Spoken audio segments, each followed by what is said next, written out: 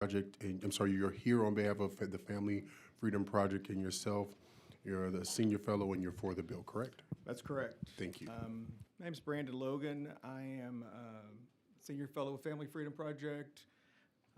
Our organization works to defend parental rights in the courts and the legislature, and I appreciate the opportunity to testify in support of House Bill 2216.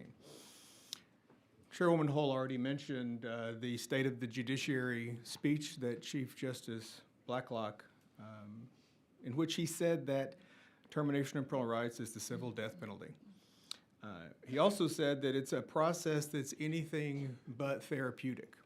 Rather, it represents adversarial litigation of the highest stakes imaginable. And he urged the legislature to do more to make sure that parents are vigorously represented and that the family code doesn't stack the deck against them. And this bill does that. This bill accomplishes so many of the things that we've been trying to accomplish as advocates and lawyers for parents for years. It really is worth its weight in that it is taking care of a number of things. One of the things it takes care of is raising the burden of proof and termination to beyond a reasonable doubt.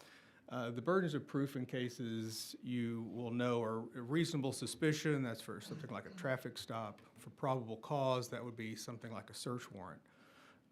Preponderance of the evidence, that's the greater weight and degree of credible evidence. Clear and convincing evidence, which is a firm evidence that would cause in someone's mind a firm belief or conviction. And then beyond a reasonable doubt. Currently, the standard for removal is somewhere around probable cause. So that's a reasonable belief. Approximately the same standard for a search warrant. This would raise it to clear and convincing evidence, enough to form in a person's mind a firm belief or conviction of certain facts. That's a minimum of what we should expect before we place a child in care.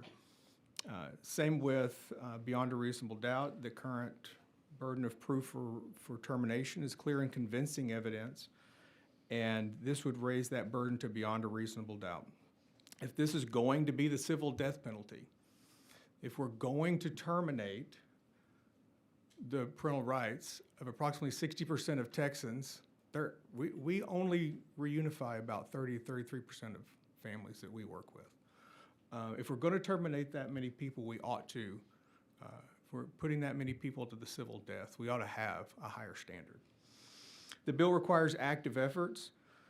The chairwoman mentioned this list of services. We have a word for it. We've had a word for it for 10 years, and we've been working to change it. We call it a cookie-cutter service plan.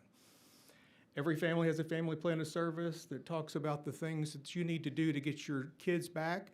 In almost every case, that's the exact same list. We can all of us up here can recite that list to you. I'm so sorry. Can we just get you to just wrap it up? It's not narrowly tailored to the reasons that a child is in care.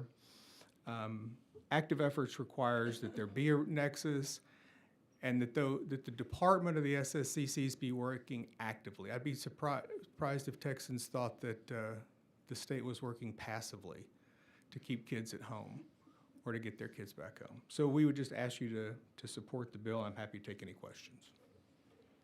Thank you. Members, are there any questions? Chair Hall.